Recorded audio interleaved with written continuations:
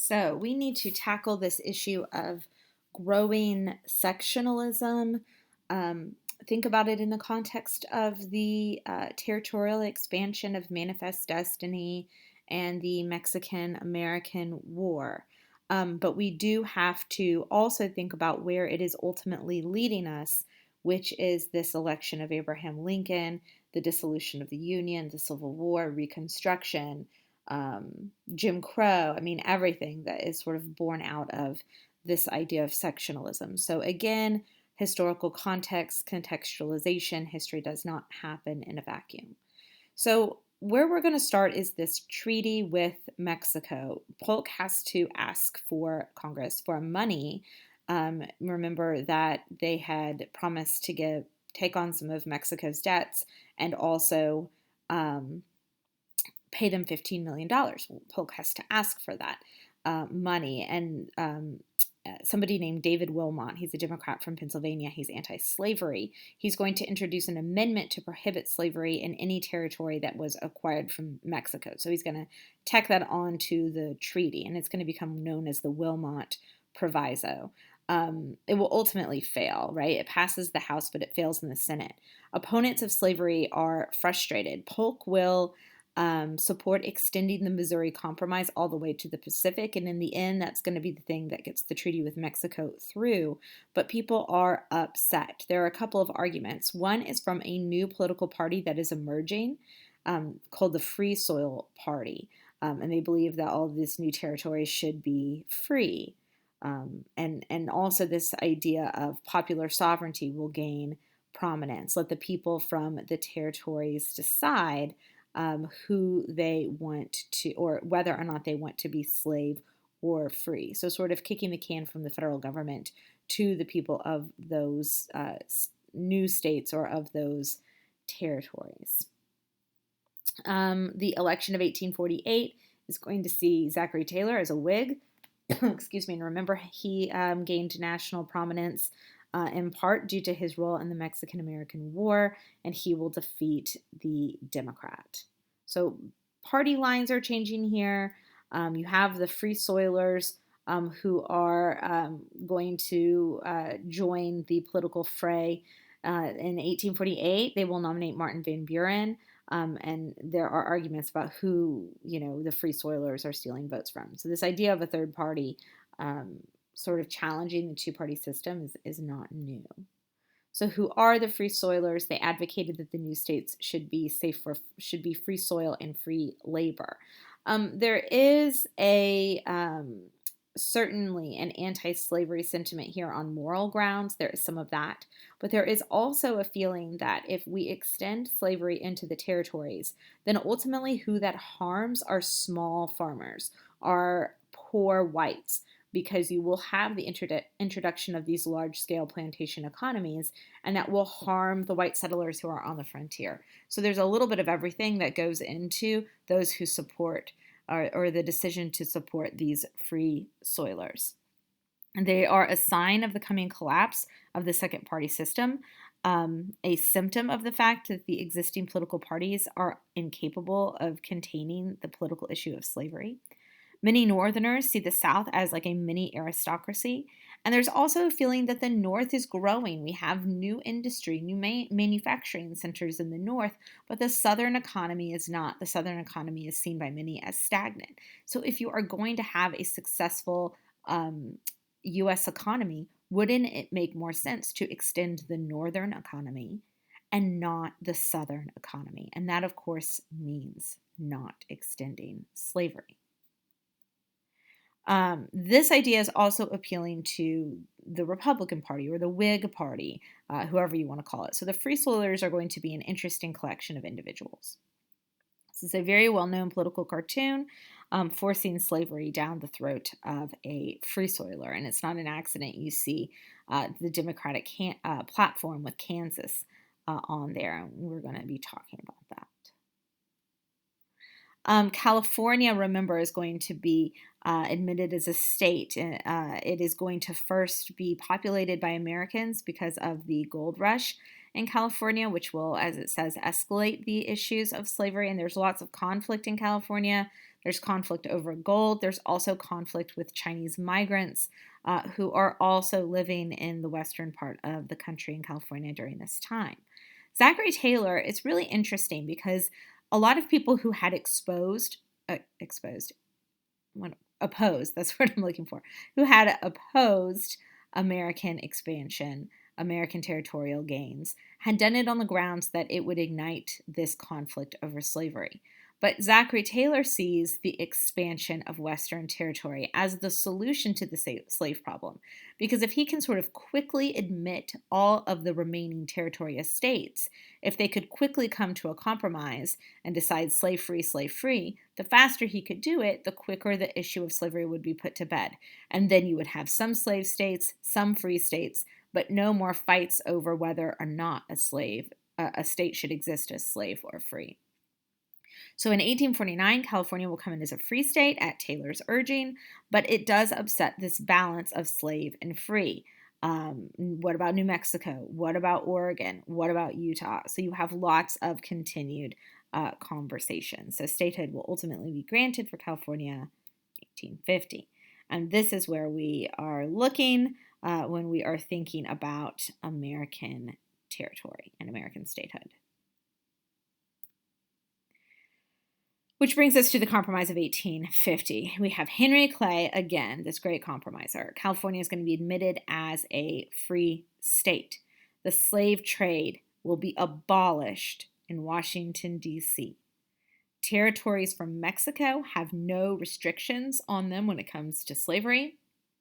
And a new and more effective, a stronger, a tougher fugitive slave law will also be passed as part of this Compromise of 1850, known as the Fugitive Slave Act of 1850.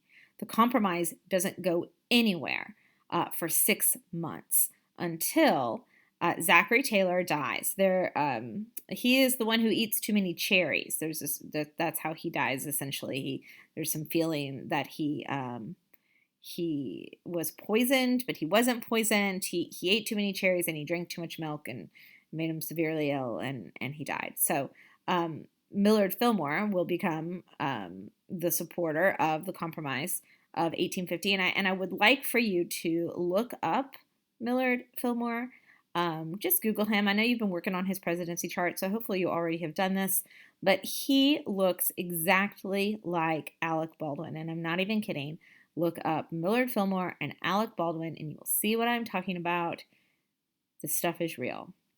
So, in July of 1850, we also have new Senate leadership. So all of these things are going to allow, allow for the Compromise of 1850 to be a success, to be passed. Stephen A. Douglas of the Lincoln-Douglas debate fame, which we will be getting to, is also going to convinced that the bill be voted on separately, and this is going to allow the compromise to go through. So lots of small individual votes. So this is where we're going to end up with a compromise of 1850. You have the free states and territories there in the yellow. You have slave states and territories in the purple. And then you also have territorial areas where the voters get to decide. The citizens of the territory get to decide on the status of the state.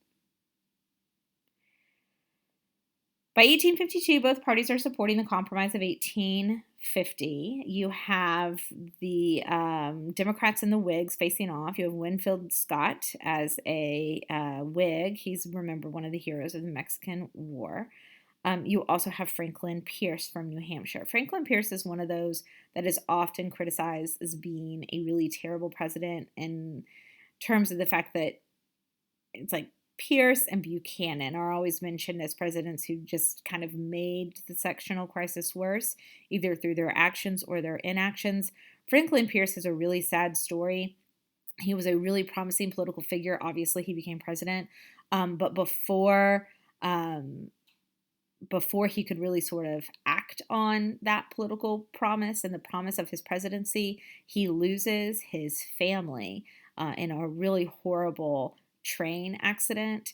and he descends into alcoholism, it's believed, and he has a lot of problems from there on out. So Franklin Pierce really doesn't do anything to help the situation, and he's one of those figures who I always wonder, like, he was such a rising star, and he had such ability, and had things gone different from him in his personal life, would he have been a different president? But of course, we know he wasn't, and we end up where we end up.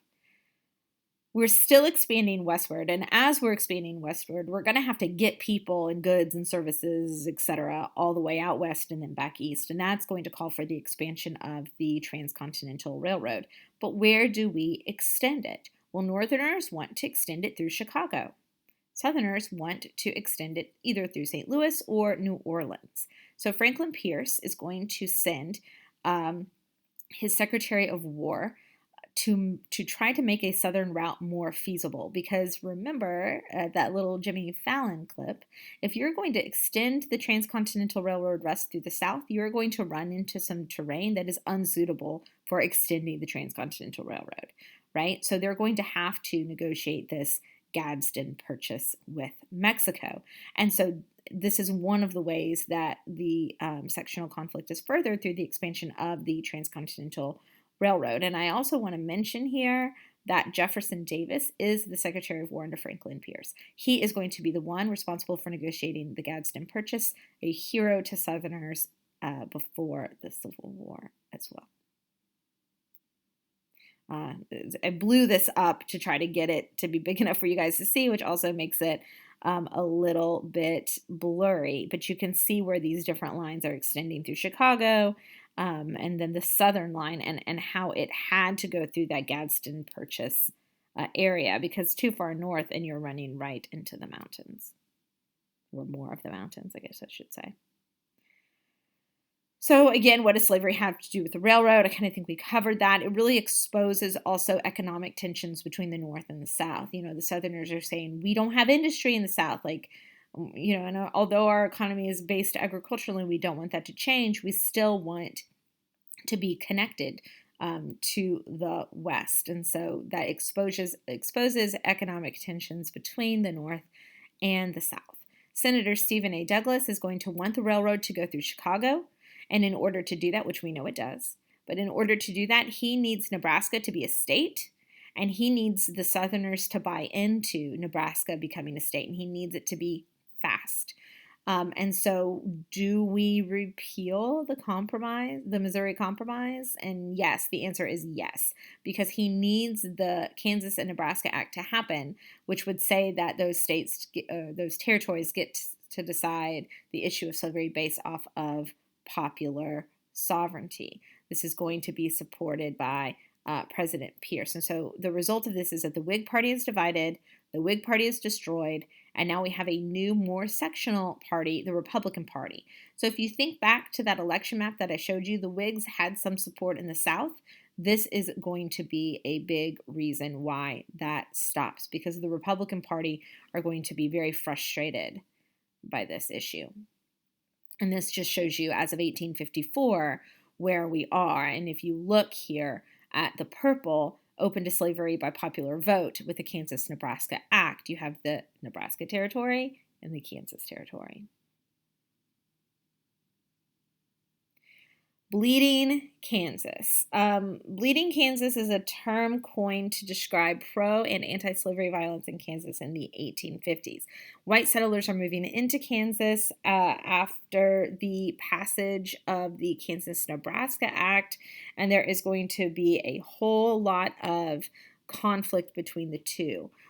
Free staters are moving into Kansas. They're going to try to establish free state governments. Pierce says it's unfair that they're doing this, that they're establishing like a shadow government behind the back of the federal government. And so Pierce is going to support pro-slavery legislatures in Kansas. A few months later, the pro-slavery group will gather together and attempt to pass legislation. In the process, free staters are going to burn down the governor's house in response to that. A abolitionist named John Brown is going to go on a raid. You might have heard John Brown's raid. This is also called the Potawatomi, I always have to slow down when I say that, massacre, where several pro-slavery settlers are murdered. So Bleeding Kansas is often seen as like a little bit of a mini civil war. And it's a sign that, as this slide says, civility is dead and we are about to get extremely violent. The pro-slavery side is also going to be frustrated and emboldened here. You have a slave uprising, Nat Turner's uprising in 1831, where white Southerners are saying, look, we are in danger here. Our lifestyle is in danger. The cotton economy is expanding further south, meaning that many Southerners feel an increasing dependence on slavery and an increasing tie between the institution of slavery and economic success. So if Northerners or Free Soilers or Republicans or whoever are going to say you can't have slavery, that means that they're also saying, according to the Southerners, that you can't also have a successful economy. You also, as it says, have the growth of Garrisonian abolitionism. Garrison is a reformer, right, that is on a reform list that we'll be talking about. And he believed very strongly in the doctrine of immediatism, meaning end slavery immediately. It was considered radical, aggressive, and the Southerners were pointing to that as reasons why they were under threat from the Union. This is also the time where people like John C. Calhoun are going around and saying slavery was, quote, a good and positive good. A positive good, not just something to be tolerated, but something to be embraced as being good. He argues that slaves have better conditions than industrial workers in the North, and that slavery is the only way blacks and whites can live together, that the Southern economy is key for the country, that the Southern way of life is the best way of life, and importantly, that African Americans are biologically inferior and needed to be taken care of by whites. And so slavery was the most humane way to do that for African Americans. In 1856, you have the caning of Charles Sumner, which is what we see here in this image. Okay, Preston Brooks is the one doing the attacking. Charles Sumner is anti-slavery and had given, he's a senator, they're both senators, and had given a really impassioned speech denouncing slavery, the slave economy, and named names, people who were pro-slavery that he had a problem with. It was pretty divisive, and it was done on purpose, and he ends up calling out somebody named Andrew Butler. Well, Preston Brooks is another senator, and he is a relative of Andrew Butler, and he says that his family's honor has been besmirched. So he, along with like a few other people, wait until the business hours are closed and a couple of days later, and they approach Charles Sumner. And Preston Brooks says, you have offended me, you've besmirched my family name, and you're going to pay. And he proceeds to take out a cane, a very heavy cane, and beat Charles Sumner. And the way this is usually described is, yes, and there was an attack on the Senate floor, but it's not just that there's an attack, it is incredibly brutal, to the point where Charles Sumner loses his eyesight, and he never fully regains it. He never recovers. He is permanently physically damaged and almost killed by the attack. He survives, though, and he will continue to be an important politician even through Reconstruction, a supporter of radical Reconstruction. But Preston Brooks is fined. He's never imprisoned. The gold piece at the top of Brooks's cane is taken, and some of it, not all of it because it's still on display, is melted down and turned into rings that many Southern senators wore around their necks to demonstrate their support for Preston Brooks and their animosity for the philosophy that Sumner was sort of spouting when he was giving his speech. So the caning of Charles Sumner is a really important event. James Buchanan will be our next president. We're going to have James Buchanan, a Democrat. He does not have ties to the issue of Bleeding Kansas. And John Fremont, who is an advocate for internal improvements, kind of like the American system, and he's also anti-slavery. So Buchanan will become president. Millard Fillmore will be nominated by the Know Nothing Party, which is a nativist or an anti-immigrant, severely anti-immigrant political party. So the Depression of 1857 will also happen. Many in the North blame Southern Democrats and join the Republican Party. James Buchanan, John Fremont, an explorer.